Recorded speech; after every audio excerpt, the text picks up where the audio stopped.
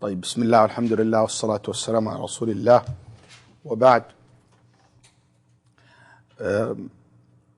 We're talking about the importance of Tawheed al-Asma'i was-Sifat, unifying Allah subhanahu wa ta'ala with His beautiful names and attributes. We said this Tawheed represents half of Iman in Allah subhanahu wa ta'ala. Why? Let's see if you remember. Why it's considered half of Iman?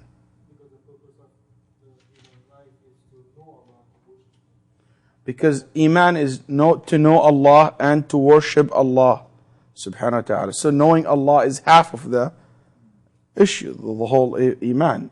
Knowing Allah subhanahu wa ta'ala, that's half of the Iman. The rest of it, the other half is to worship Him subhanahu wa ta'ala. You know, it is also part of the Tawheed. As you know, the scholars classify Tawheed to different categories. And I'll talk about this later in details. But whoever classified the Tawheed to three categories, they said Rububiyyah, which is you study, Lordship, which to believe Allah is the creator, the sustainer, the one who provides life and death, control the whole universe. Okay? That's what is Rububiyyah is. Then you have Ilahiyyah or Uluhiyyah, which it means to worship Allah subhanahu wa ta'ala, to fear Allah, to love Allah, to trust Allah, to know Allah subhanahu wa ta'ala, and to obey Allah. This is what we call worshipping. Uluhiyyah, okay? The third category is Asma' al-Sifat, which is to know Allah subhanahu wa ta'ala's names and attributes. In the early time of Islam, it used to be two categories. They will join Tawheed al-Asma' was-Sifat, Allah's names and attributes, with which one? With Rububiyyah. Because it's all about knowledge, knowing. It's all about information. That's right? That you believe in. But worshipping is actions. You see the difference? That's why they used to categorize to two categories. A Tawheed which is related to your actions, which is worshipping Allah, and Tawheed related to knowing and understanding and comprehending and knowing Allah subhanahu wa ta'ala, which is His Rububiyyah, His Lordship, and His names and attributes. So it's part of the Tawheed. That's why Allah subhanahu wa ta'ala in Surah Al-Ra'd, verse 30, He said, كذلك أرسلناك في أمة قد خلت من قبلها أمم. And this verse not in your book, by the way, as far as I remember. Surah Al-Ra'd 30. لتتلو عليهم الذي أوحينا إليك وهم يكفرون بالرحمن. We have sent you to a nation similar to what we have done before. We have sent messengers before to nations before you. What is your role, Ya Muhammad, the messenger of Allah sallallahu alaihi wasallam? What is his role?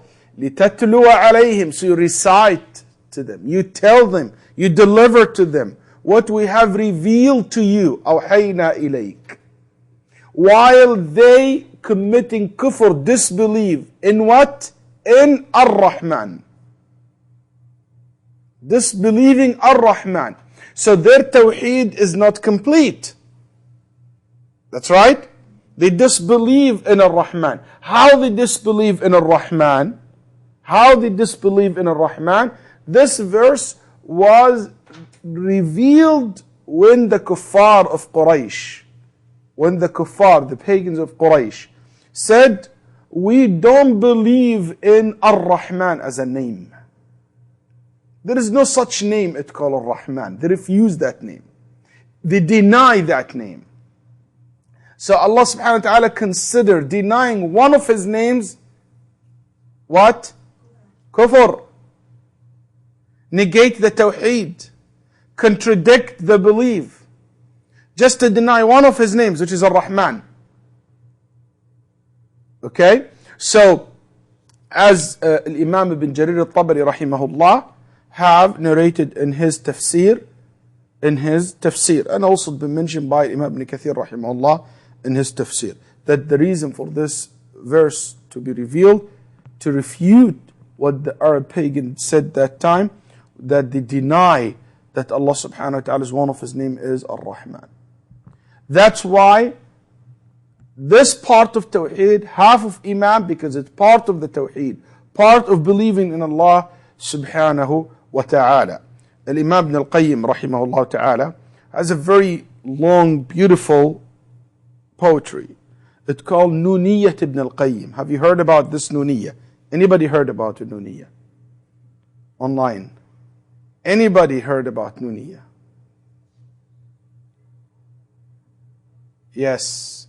Okay. Nuniyat Ibn al-Qayyim, it is over 6,000 lines. Okay, Ibn al-Qayyim wrote it, and in it, all the belief of Ahl Sunnah. And he refute also the different sects. Okay? And it has explained by different scholars. One of the sisters here, Sister Baza, mentioned Ibn Isa rahimahullah ta'ala.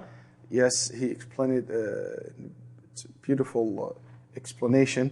And also Sheikh Muhammad Khalil Harras and others. It's 6,000 lines or over that, even a little bit more than that.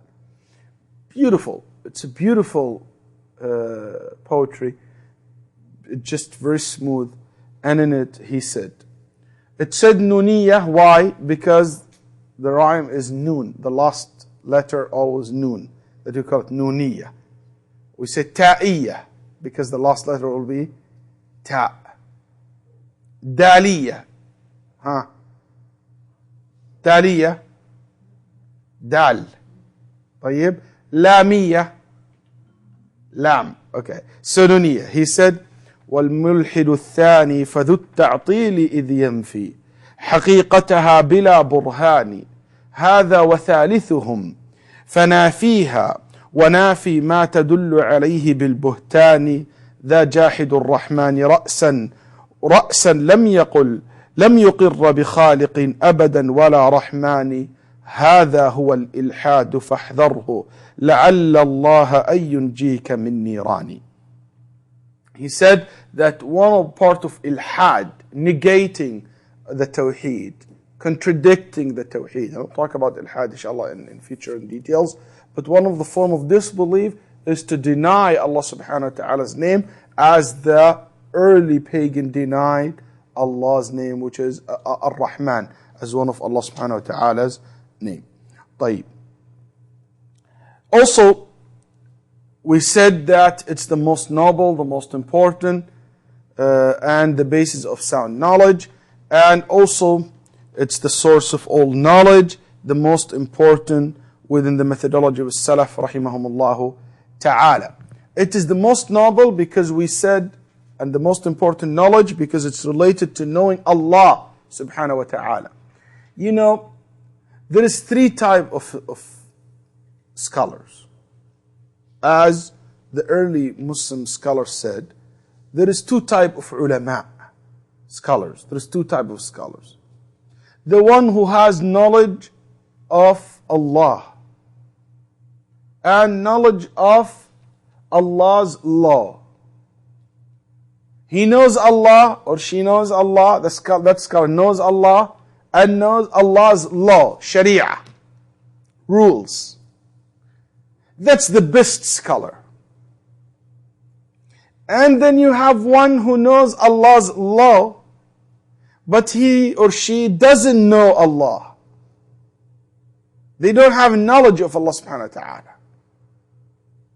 Then you have a person who knows Allah, but he doesn't know the laws of Allah subhanahu wa ta'ala. Okay? The real scholar is the one who knows Allah and knows the law of Allah, or Allah's laws. You will not be a good scholar, you will not be considered the right scholars. If you have knowledge of Allah, you know Allah's attributes and names, but you don't practice, you don't know the rules, you will not be a scholar, you cannot be mufti. You will miss your way. You will not be guided to the straight path, because basically